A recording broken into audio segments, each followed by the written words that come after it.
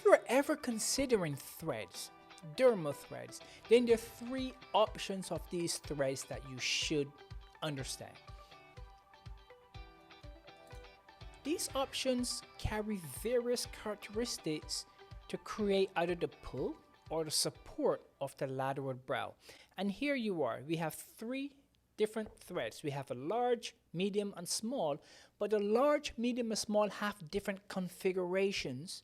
Some of them are barbed, some of them are twisted, and some of them are just smooth and straight. And each of those do something slightly different.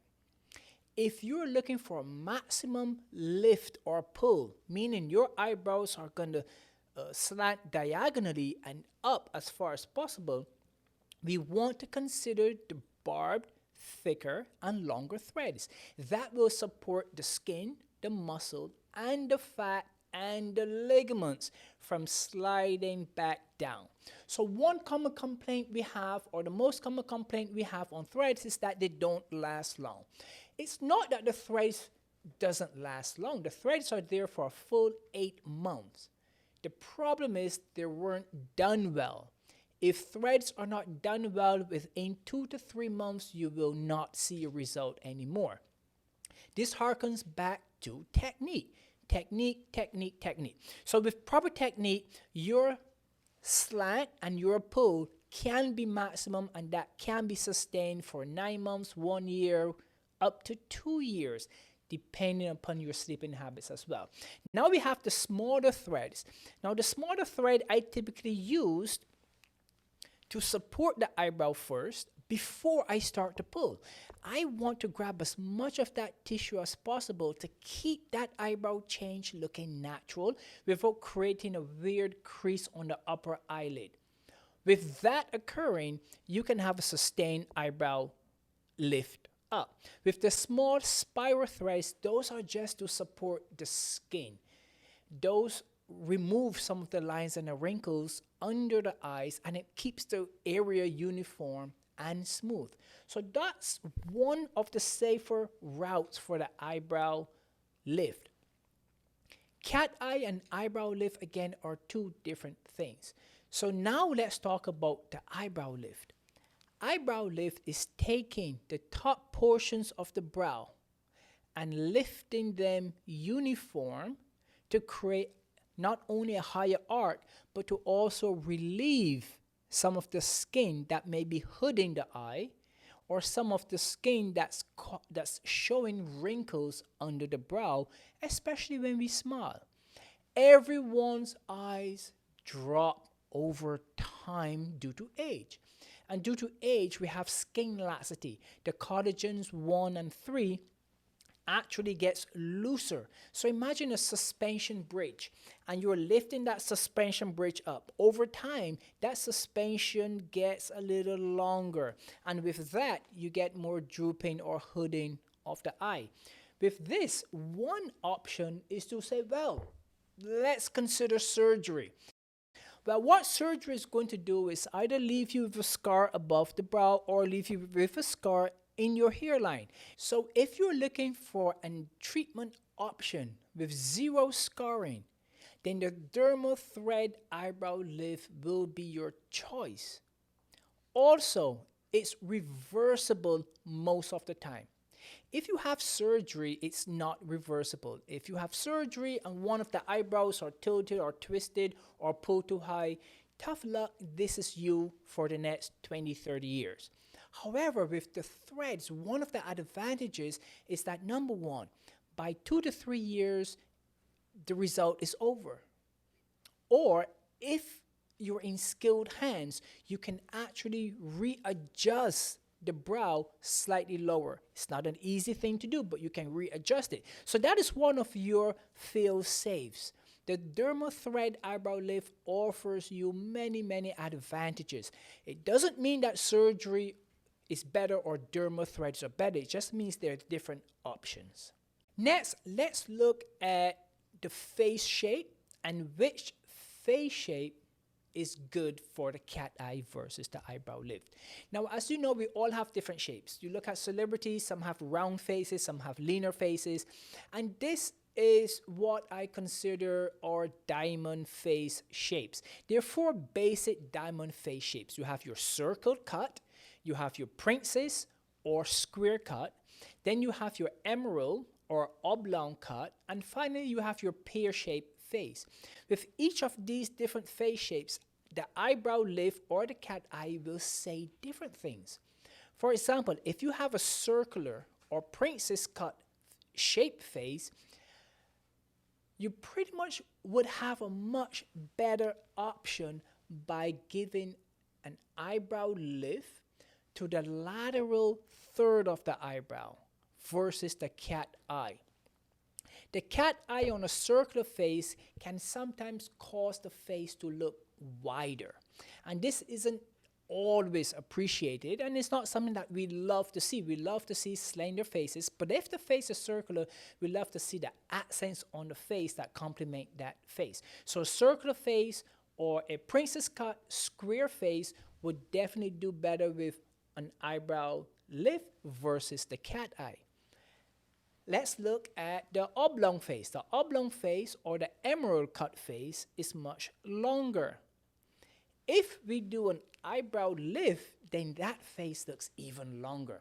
If we look at Sarah Jessica Parker, if she had an eyebrow lift, her face would actually elongate a little more, which would not necessarily be a compliment to her face. However, if she were to do an cat eye, then that would give her some width within the face, allowing her structures, features, angles, and facets to complement her entire face. Those are the shapes. Now we have the pear shape. The pear shape starts smaller on the top and comes wider on the bottom. Many times, most individuals turn into pear shapes. And that's because the ligaments, the cutaneous ligaments in the face are stretching. They're elongating. And as they elongate, what happens is we get this little bulge on the bottom. That bulge contains subdermal fat pads. Fat pads are like water balloons. So these fat pads can either grow, but as they fall down, they deflect off of the mandible and roll forward. As it rolls forward, it creates this marionette line or sometimes accentuates the nasolabial fold, but what it does, it creates more of a pear shape. If you have a pear shape, then either the cat eye or the eyebrow lift will definitely be a choice for you. Let's look at a prime example of a circular or round cut face.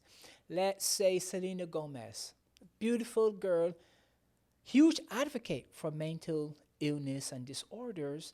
And with her face, now this is my opinion, I'm not saying she should have or have had anything done, but I'm just looking at her face strictly from the standpoint of an artist. And so from her face, it's one of her shots where she has a cat eye versus other shots where there's not a lot of makeup and you can see the full height of the eyebrows. And in my opinion, with a circular face, what's going to happen over time is that her eyes are going to become slightly heavier, and also the width on the side will complement the eyes, but will also add width to the entire feature. And if someone with Selena Gomez's face came to me, my first option would be to create an angular height within the eyebrow, which would definitely elongate the face just slightly enough to break up some of the curvature. What happens is, if we have a lot of curvature in the face, it takes away from us seeing the eyes and the nose and the lips. So we want to blend things in much more softly. So some of her images, you can see that sometimes the eyebrows are tapered or painted or penciled in to create that angle. And some of her shots, they are curved. And if you compare the curved brow to the angled brow, you will see that the length of the face has increased due to the angled brow that she has done sometimes. And I think that is one of the best looks that Selena Gomez can have. And second, let's look at that beautiful princess cut. Princess Cut has 4 angles. It's a square. And the celebrity that comes to mind is Natalie Portman. But can I premise by saying Natalie Portman morphs between sometimes Princess and sometimes Emerald, depending on the fullness of the face, based on the characters she's trying to portray, or she is portraying in the movies. So if you look at images of Natalie Portman, I would say 10 years ago, when she had more fullness in the face, you would find that she has a beautiful princess cut. And with that beautiful princess cut, what you want is sometimes you want that angular art again. So it's very similar to the circle face, except with angles above and below. The 2 angles above are the edges of that temporal crest that meets the eyebrow and the angle of the jaw. So those angles create those points, and with an elevation and angle to the brow, then that face transforms. It still stays princess cut, square, but you have the emphasis on the brows that lend to a really harmonious look for the entire face. So Natalie Portman has a very versatile face depending on the characters she's looking to portray. That's a beautiful princess cut. Let's jump on now to the emerald cut. Now, emerald cut is going to be Olivia Wilde. That is an emerald cut. You can see the sharp jaw angle on her that really accentuates the lower portion of that emerald cut. Now, sometimes I have patients whose emerald cut lower becomes too wide over time. If you find that your grinder or genetically you just have very full wide angles, we can use Botox or Dysport to taper the angle of that jawline into a lesser powerful angle. The more that jaw goes outward, it takes away from the symmetry of that emerald cut.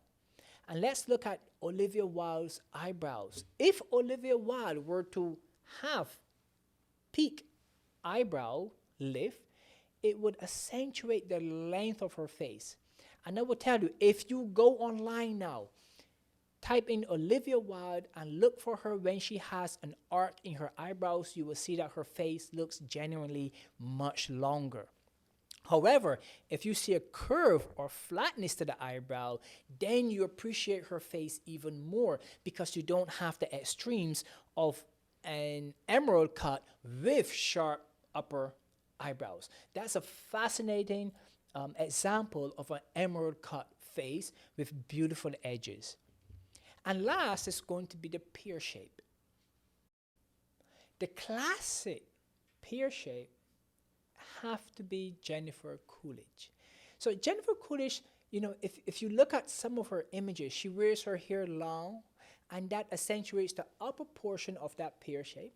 And the lower portion, she has the strong jawline, fullness in the lower face, which actually makes her more beautiful. And she seems to be blossoming more as she gets older. So what we can find, especially with her smile, you cannot think of anyone else with a beautiful pear shape if you're not thinking about Jennifer Coolidge as she smiles and as she goes about animating on camera. What is happening with the pear shape is that anyone with high cheeks in the teens or 20s, you are going to become pear shape. Now you can accentuate that pear shape and you can keep a beautiful pear shape if you utilize threads, dermal threads. Now we're gone off topic slightly. I will jump back on the brows, but to keep that pear shape accentuated, we're basically using a special type of dermal thread that keeps everything lifted. And once this tissue is lifted and supported, we are preventing the cutaneous ligaments from holding on to more weight that causes that fall. But with that pear shape, we want to stay away from the angle and have more of a slope. Therefore, with a pear shape, you can get away with that cat eye as opposed to that angled highbrow. The angled highbrow on the pear shape is going to accentuate that pear, and it's going to make the lower portion of the face appear wider. But if we have a curved brow, meaning we just have eyebrow lift uniformly from medial, middle, and lateral, or if we have the classic cat eye, pulling in both directions equally, diagonally equally, then we're emphasizing the full face as opposed to just the lower face. So these 4 diamond cut shapes, we have our circle or round, square or princess, emerald cut, and the pear shape. And those 4 shapes are the 4 basic shapes that everyone have. Now we can add a few different shapes, but that is not the typical face. So those 4 basic shapes lend to beautiful results when we are consulting with our patients for the best possible look when they're approaching us for eyebrow treatment. So what face shape are you, and which eyebrow treatment is right for you? That's it for now. I would love to hear your comments. Please subscribe. That's it for now. See you soon.